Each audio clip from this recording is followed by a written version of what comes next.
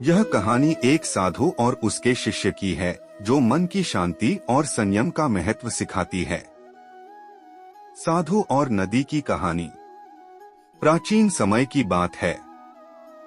एक महान साधु अपने शिष्य के साथ एक जंगल में रहता था। साधु का नाम ऋषि ज्ञानेश्वर था और उनका जीवन संयम, शांति और ध्यान का आदर्श था। उनके पास दूर दूर से लोग ज्ञान लेने आते थे। एक दिन शिष्य ने साधु से पूछा, गुरुजी, मन हमेशा अशांत रहता है। मैं कोशिश करता हूँ कि इसे शांत करूँ, लेकिन यह विचारों और इच्छाओं से भर जाता है। कृपया मुझे इसे नियंत्रित करने का उपाय बताएं। साधु मुस्कुराए और बोले, इसका उत्तर मैं तुम्हें कल दूंगा, लेकिन तुम्हें मेरे साथ नदी पर चलना होगा। अगले दिन साधु और शिष्य नदी के किनारे पहुँचे। वह एक तेज बहाव वाली नदी थी। साधु ने एक कटोरी पानी में मिट्टी मिलाई और शिष्य से पूछा, तुम इस कटोरी का पानी पी सकते हो? शिष्य ने कटोरी की ओर देखा और कहा, गुरुजी, यह पानी गंदा है, मैं इसे नहीं पी सकता। साधु ने कटोरी को एक जगह रख दिया और कुछ देर इंतजार करने लगे।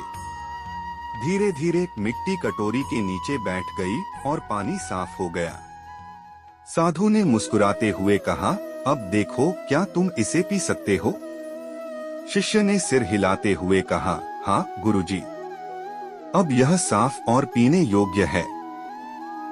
साधु ने कहा, यही तुम्हारे मन की कहानी है। जब मन में इच्छाओं, चिंताओं और विचारों का तूफान आता है तो वह अशांत हो जाता है।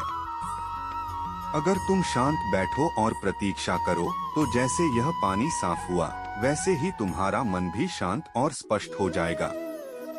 शिष्य ने पूछा, लेकिन गुरुजी, यह कैसे हो सकता है? साधु ने उत्तर दिया, ध्यान, संयम और स्वीकार्यता से। जब भी मन में अशांति आए तो उसे दबाने की कोशिश मत करो, बस उसे देखने दो। उसे समझो, लेकिन उसमें बहो मत।